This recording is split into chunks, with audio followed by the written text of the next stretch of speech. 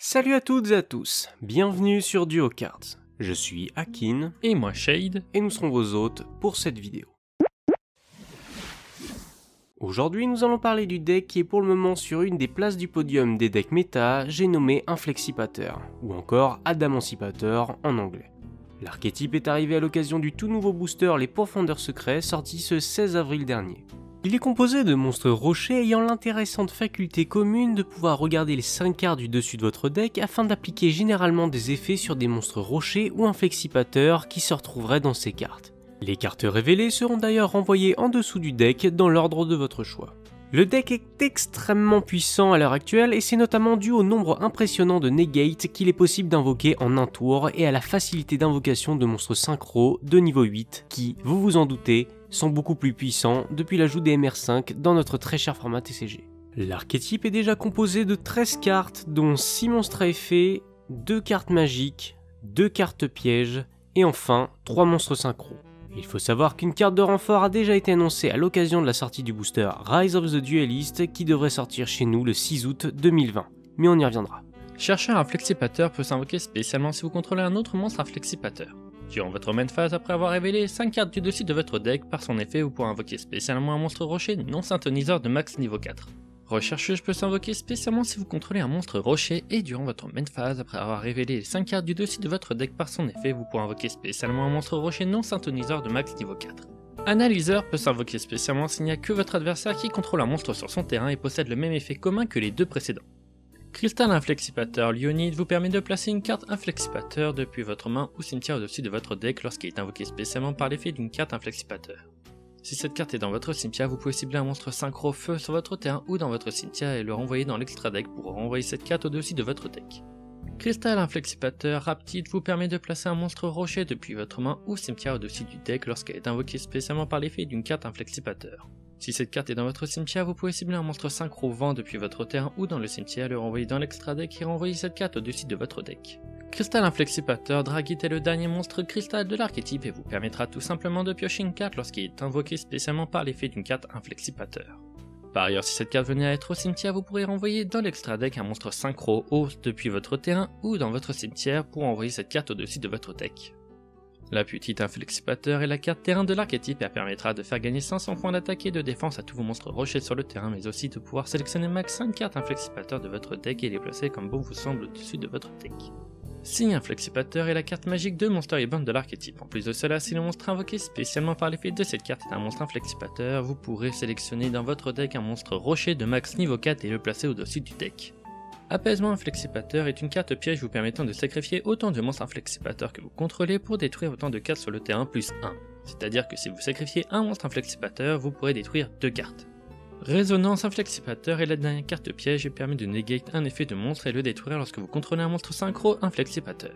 Pour ce qui est des monstres synchro, nous avons Léonite, qui vous permettra lors de votre main phase après avoir révélé 5 cartes du dessus de votre deck de tutoriser une des cartes inflexipateur dévoilées.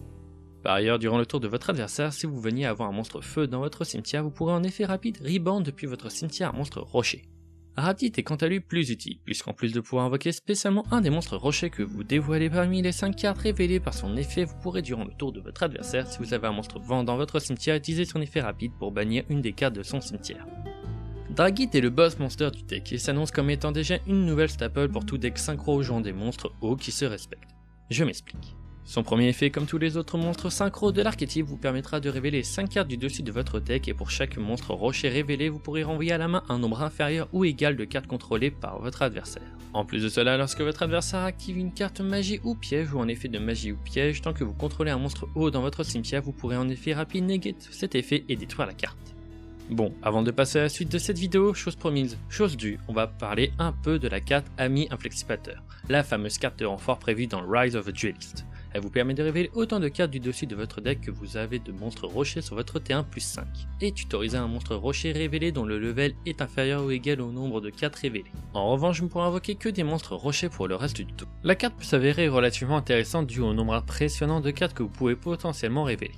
En revanche, il faudra faire attention à la contrepartie qui pourra vous empêcher d'invoquer des Apollousa et autres charges borales sauvages qui, on va pas se mentir, sied très bien au deck. Bien, maintenant que toutes les cartes de l'archétype ont été présentées, il est temps de parler de la decklist que voici. Pour ce qui est des cartes inflexipateurs, nous avons mis 3 analyseurs, 3 chercheurs, 3 rechercheuses, 3 cristal dragite et enfin 3 signes. Pour ce qui est du reste, nous avons mis 2 Nibiru, 3 Doki Doki, un dragon en brique, un Gigante, un engine composé de 2 Giga Gogogo, 3 Dododo nains Gogogogan et un géant Gogogo.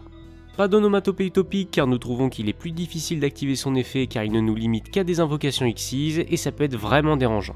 Avec ça, un Houlion pour l'invoquer spécialement via Alkifibrax, 2 Corbeaux DD pour un peu de negate, 3 Onomatocollect pour tutoriser un des 3 onomatopères qui vous permettront par la suite de tutoriser Giga et Gant directement, et vous allez le comprendre, c'est vraiment très pratique. Pour finir avec le deck, on y a rajouté un Gobelin parvenu, car on dit jamais non à un peu de pioche, et 2 Inifini éphémères qui peuvent d'ailleurs très bien être remplacés par des résonances inflexipateurs, c'est juste que ce sera un peu moins fort.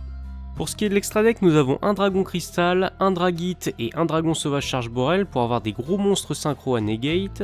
Avec ça, une raptite pour son invocation spé et parfois faciliter les invocations synchro des plus gros cités juste avant.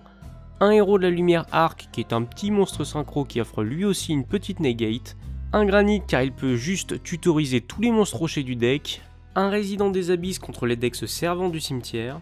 Un numéro 60 car on pense réellement qu'il peut avoir son impact dans des games où vous auriez peu de possibilités, une Apollousa, la panoplie des chevaliers du cauchemar, un Alkifibrax, une IP Mascarena et un transporteur Union qui vous permettra d'équiper n'importe quel Gogogo ou le dragon en brique. Bon alors bien sûr en ce qui concerne l'extra deck, Apollousa coûte extrêmement cher et IP Mascarena reste quand même excessive. Si vous voulez un moyen de pallier à ces cartes tout en restant solide, vous pouvez toujours rajouter un Lion Naturia, vous aurez besoin pour cela de rajouter des monstres de niveau 3 comme Soldat Sentinelle de Pierre par exemple, qui reste un très bon monstre à mettre dans le deck, et vous pouvez aussi y ajouter éventuellement un Léonite ou encore un Dragon Tornade qui reste très largement jouable dans le deck.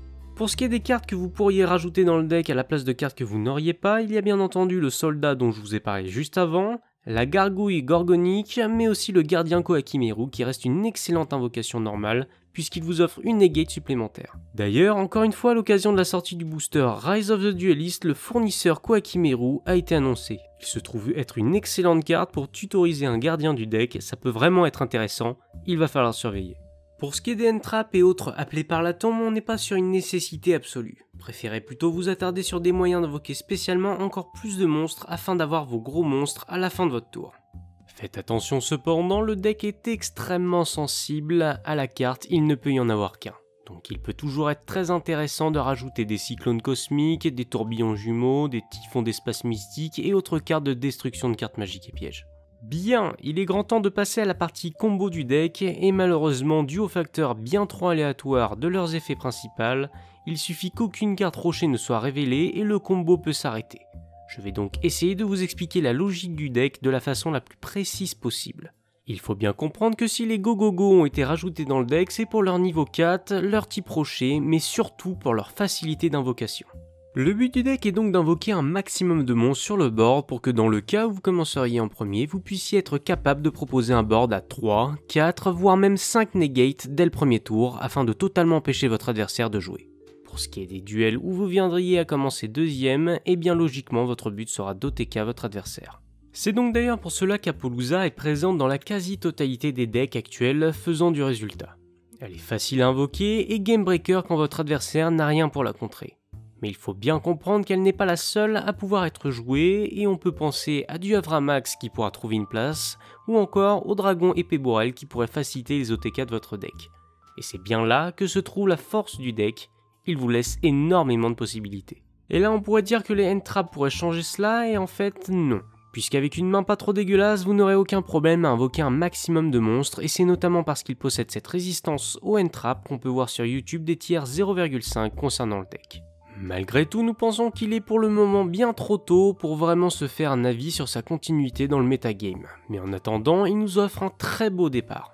Voilà, la vidéo est dès à présent terminée. Un sondage s'affiche à l'heure actuelle sur votre écran vous permettant de voter pour l'archétype que vous souhaiteriez voir présenté dans la prochaine vidéo. Vous pouvez donc choisir parmi les archétypes Generider, DDD et Headglish. N'oubliez pas que Shade sortira sa vidéo gameplay le lendemain de cette vidéo. C'était Akin et Shade. Salut tout le monde.